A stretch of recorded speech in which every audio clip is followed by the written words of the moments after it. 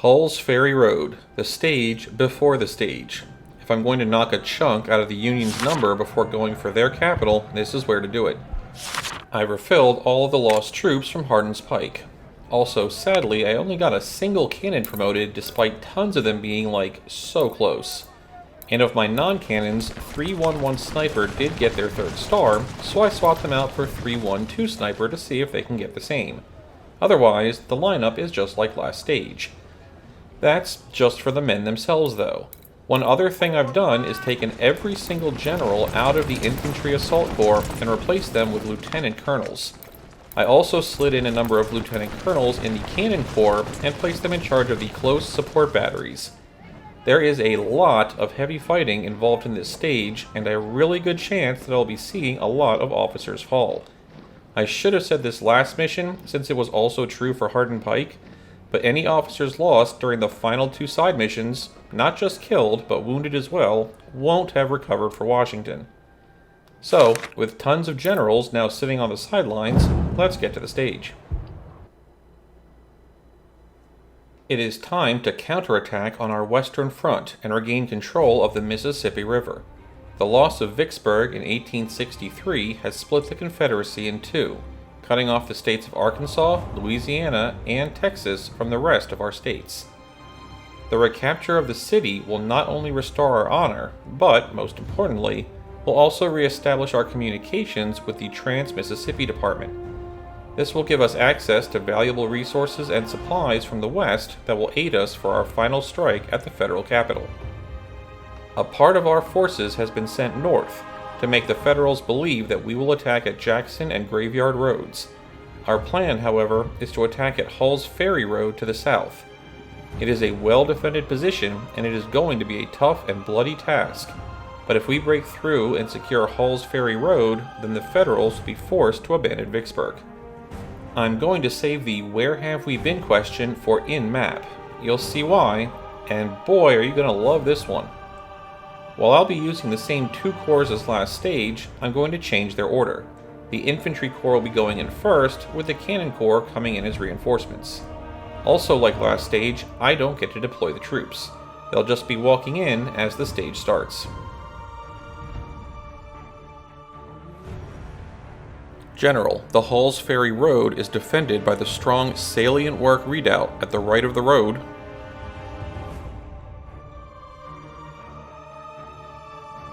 and a fortified hill at the left. The Federals have also constructed a second, smaller redoubt to support salient work from the west.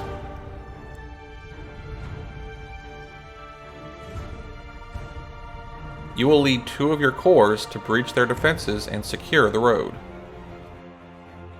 During the night, our engineers inspected the abandoned trenches from the Federal attack of 1863, and they ensure us that some of them can be used by your men to approach the enemy.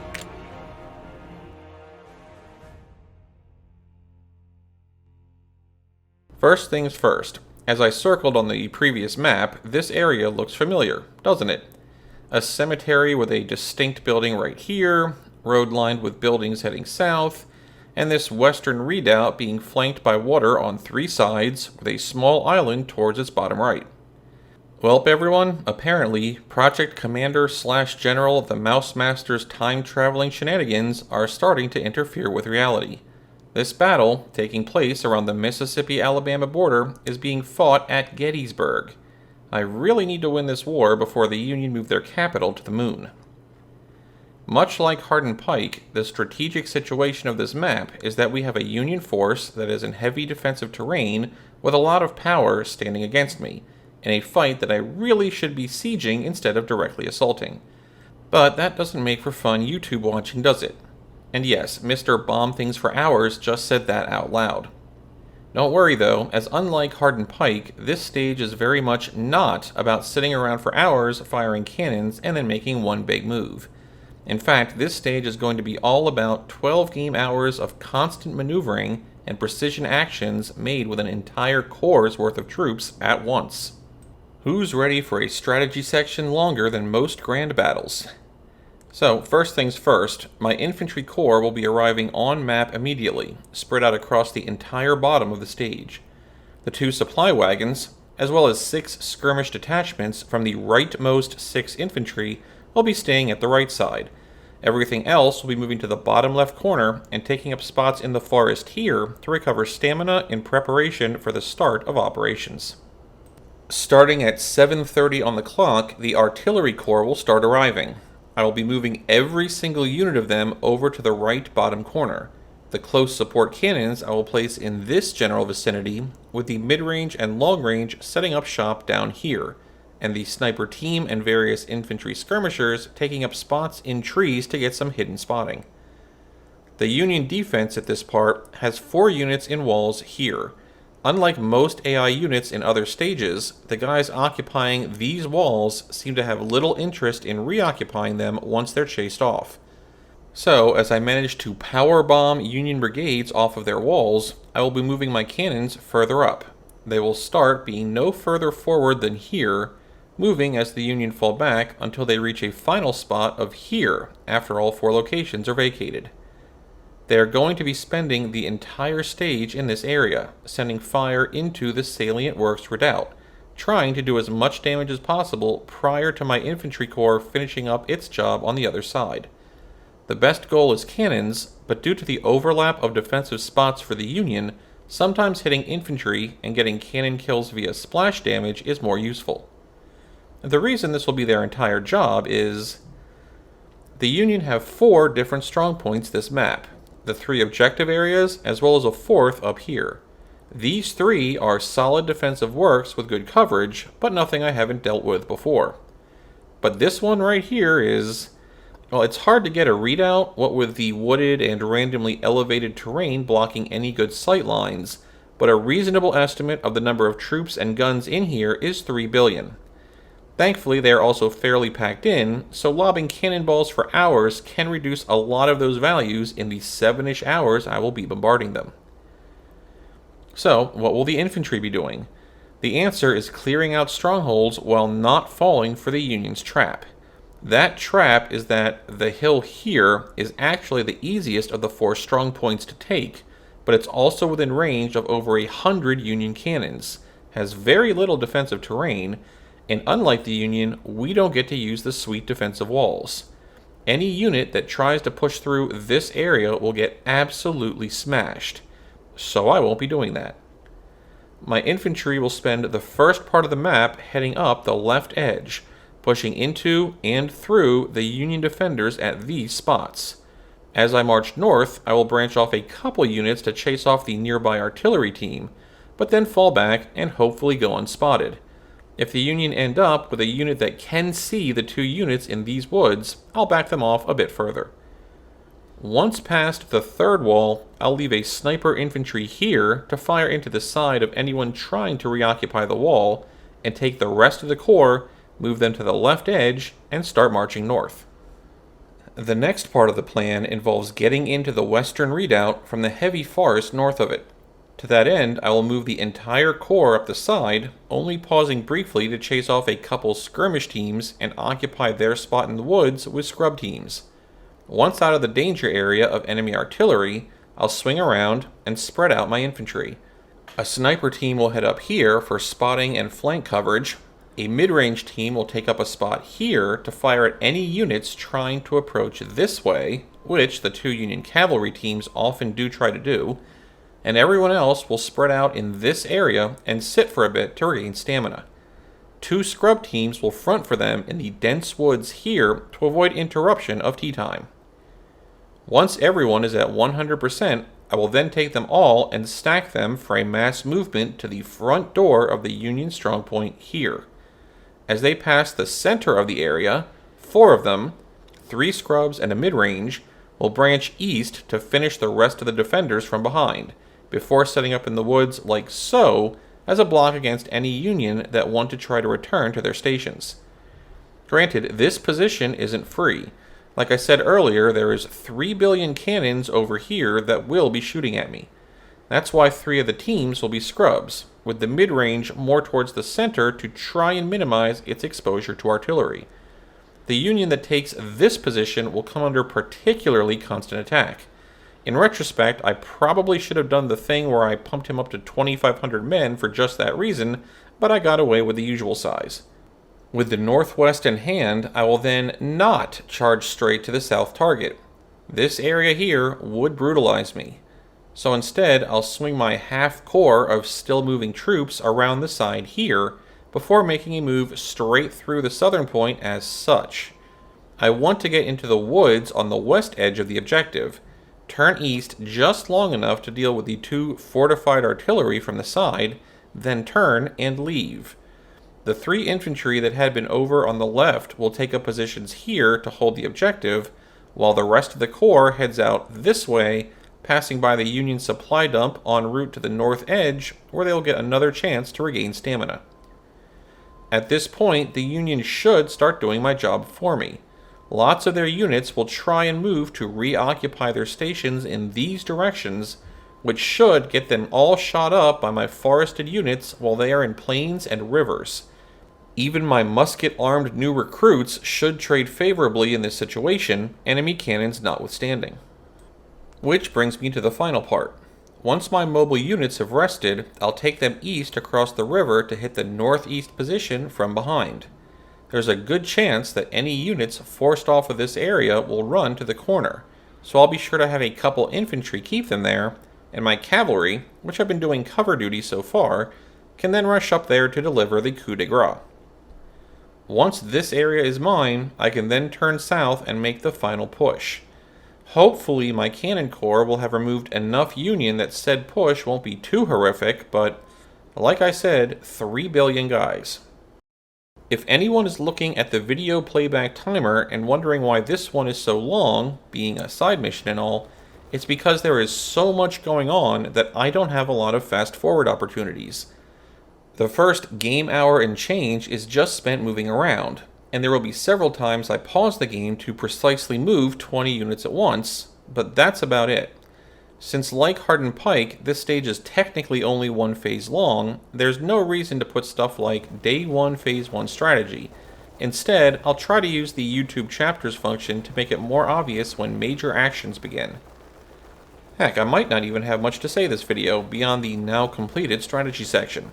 We'll see.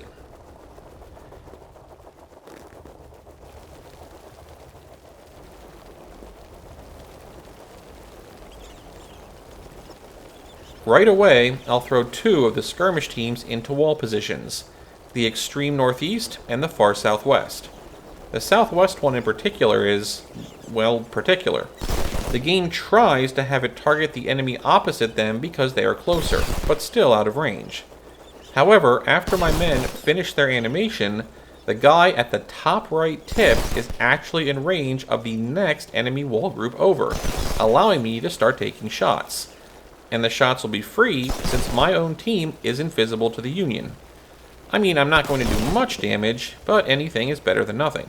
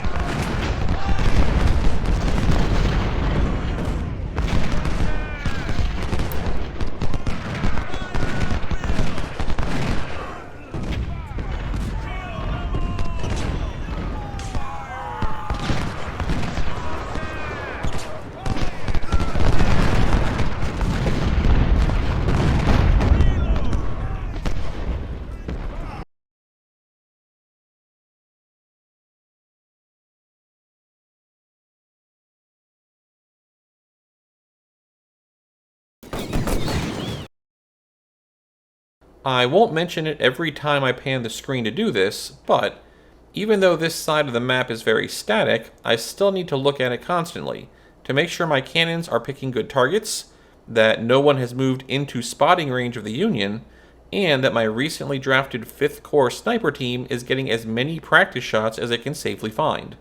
I might just be able to get them a 2nd star.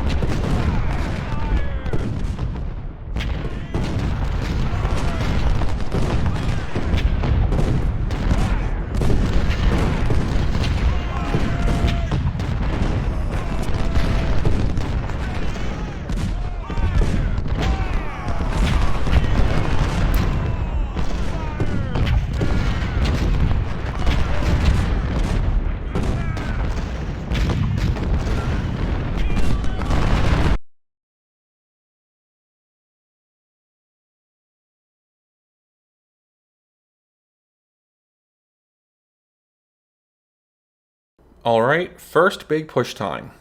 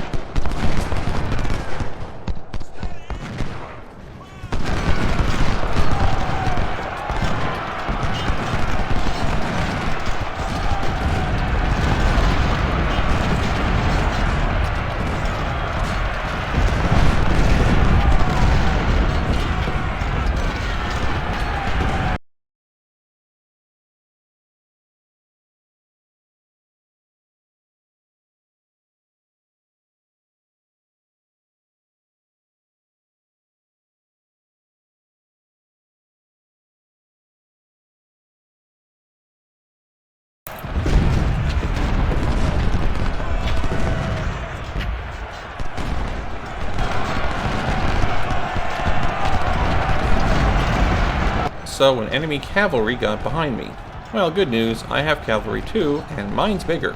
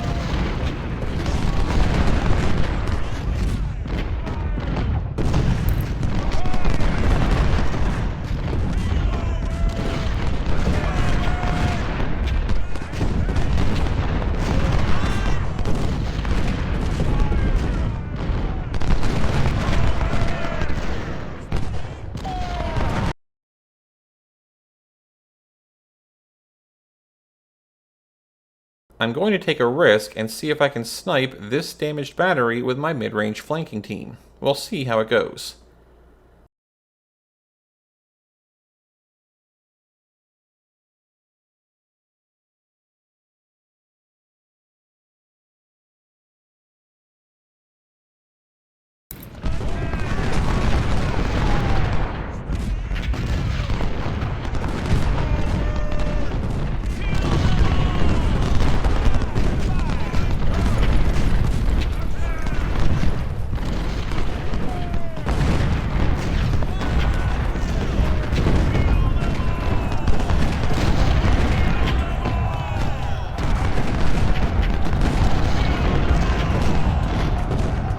And the answer is, not well. The mid-range team is now going to lose a couple hundred guys as it panics. Derp.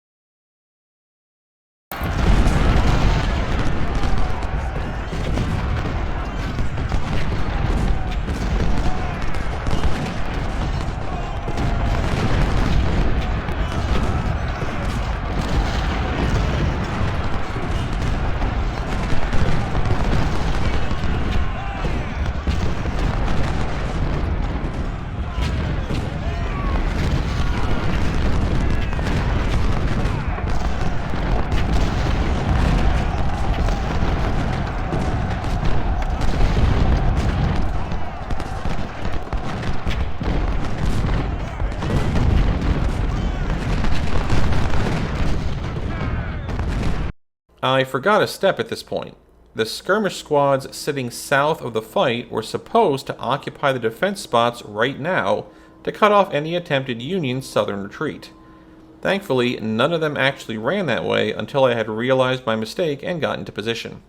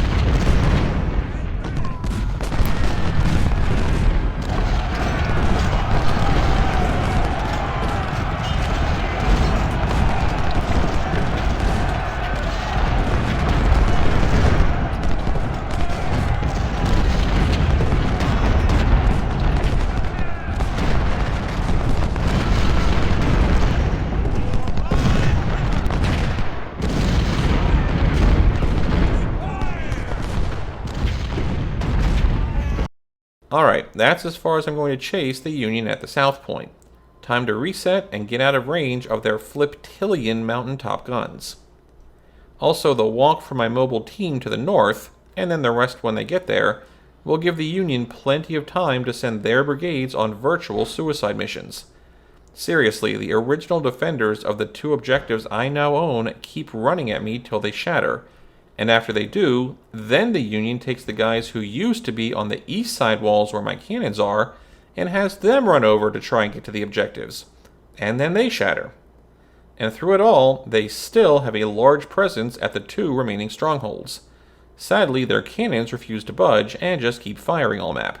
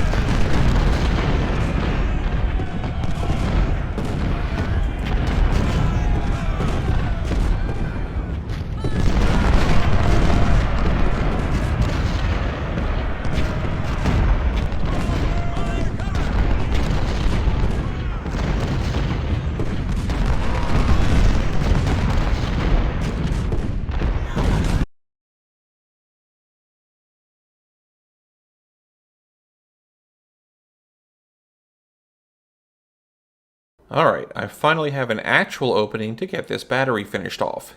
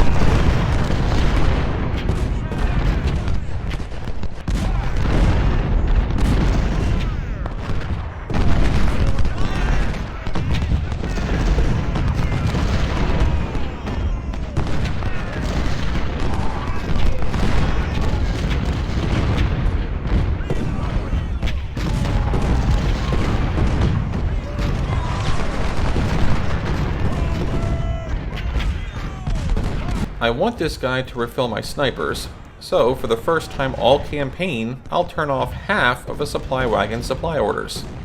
First time for everything.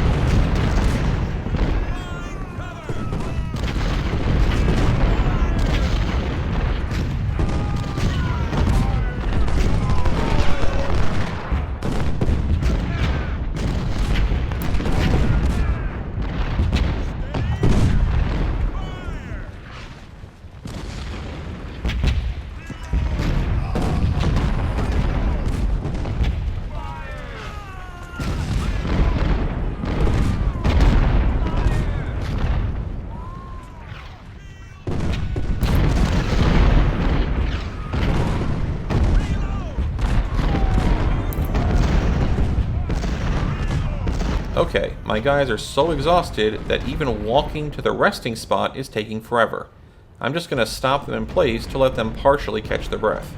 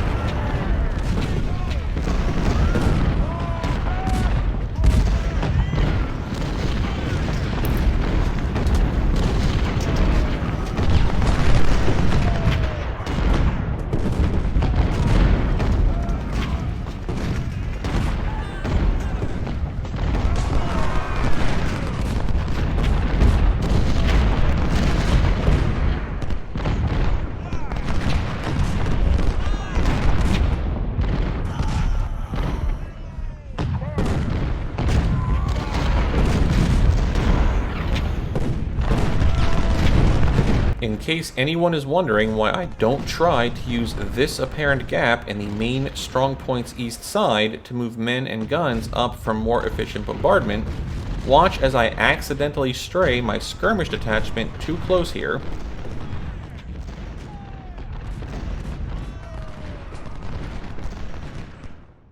That was a skirmish team in full wooded cover getting spotted for 5 seconds. That is why I'm not pushing my luck with my artillery teams.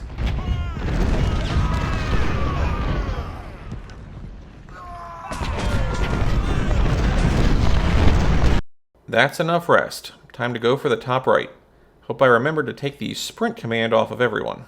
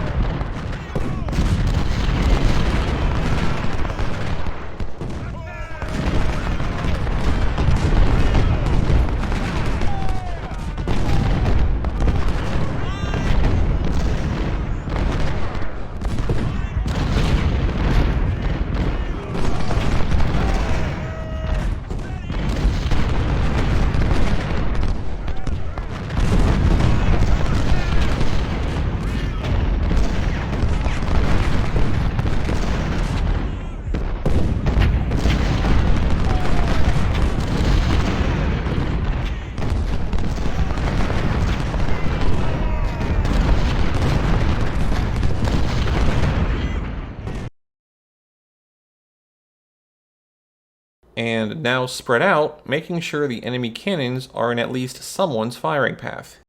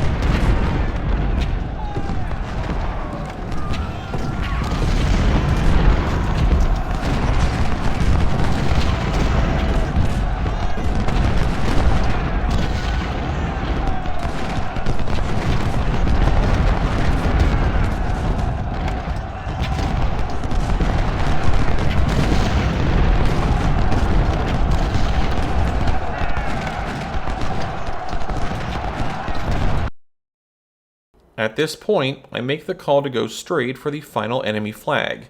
The timer is only 1620. I could have made the call to line up in the northeast fortifications and regain stamina first, and launched my move closer to 1700. Maybe I could have saved more men that way, since with my new vantage point I can see some of the enemy cannons, and gotten my own to retarget to them for half an hour of bombing. But it is really hard to be sure.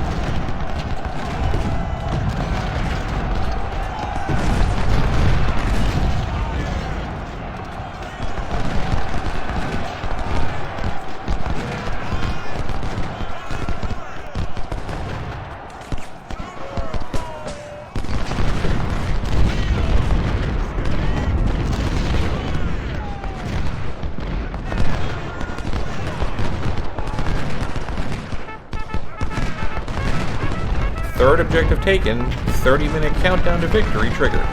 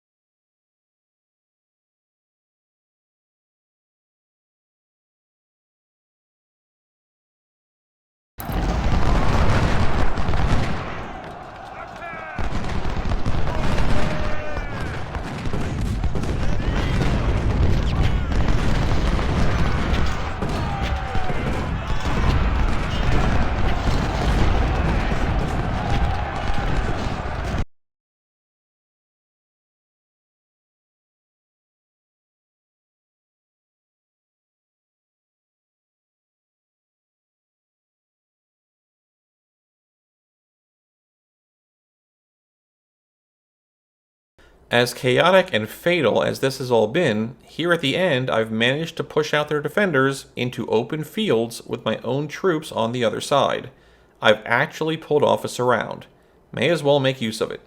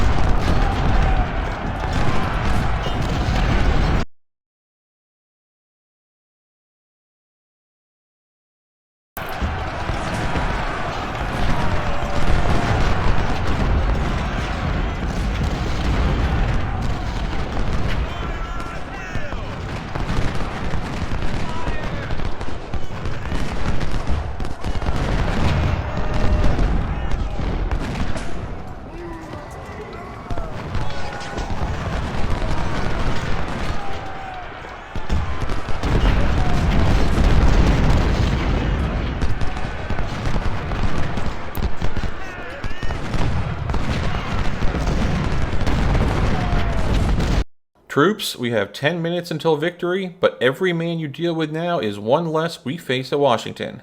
Get them all.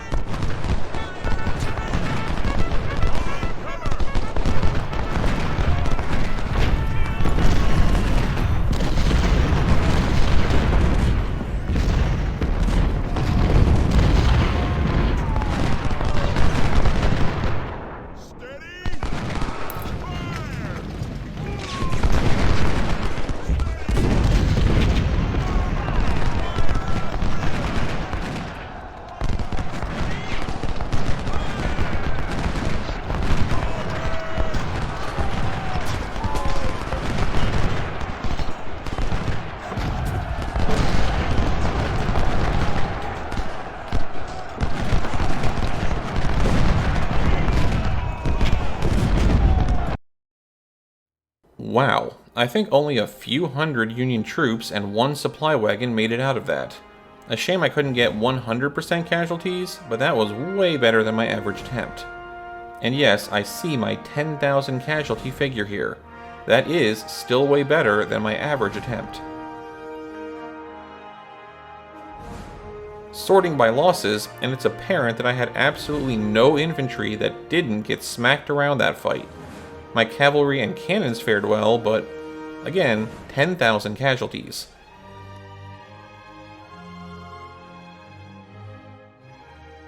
Switching to kill count, and, well, I certainly gave better than I got.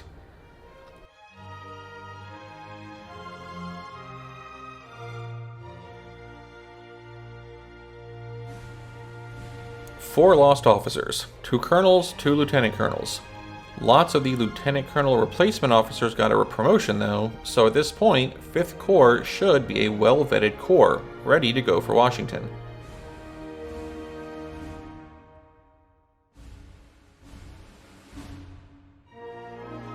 No surprise at a glut of Harper's Ferry rifles on the loot list. Really though, this stage was about number thinning, not equipment. I have what I need to storm the Capitol.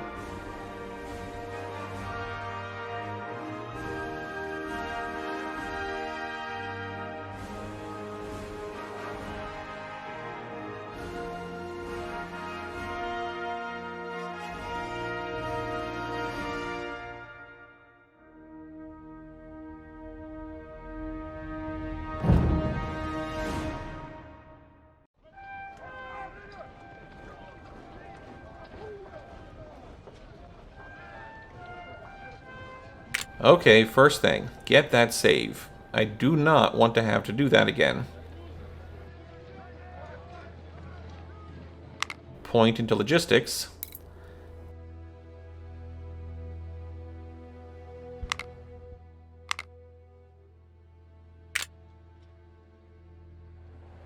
Officer check.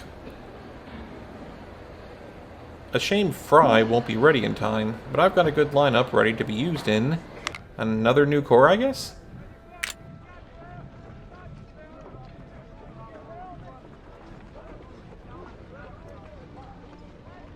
I'm going to worry about that later. I have a lot of work to do to prepare for Washington, even if their numbers have been dropped to roughly 76,000. But for right now, I need a nap.